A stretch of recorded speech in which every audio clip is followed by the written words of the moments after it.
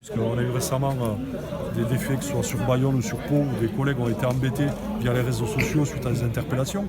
Donc ça montre bien que même dans des petites villes comme Pau, le policier, de par sa profession, est une cible. Donc on veut que les policiers puissent travailler dans de bonnes conditions, mais il faut leur donner les moyens.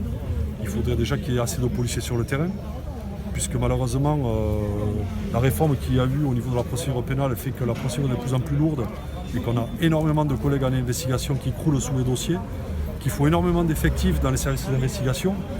Donc cela se fait au détriment des services de voie publique, puisqu'on enlève les effectifs sur la voie publique pour les mettre à traiter du judiciaire. Donc au bout d'un moment, il va falloir qu'ils réalisent que la présence sur le terrain est indispensable, et ça passe par des effectifs, par du matériel, mais aussi surtout par de la reconnaissance.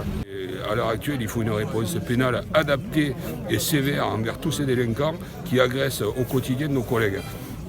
Nous demandons un moratoire sur la justice pour savoir quelles sont les peines prononcées, quelles sont les peines effectuées aussi. 80% des peines de moins de 2 ans ne sont pas effectuées.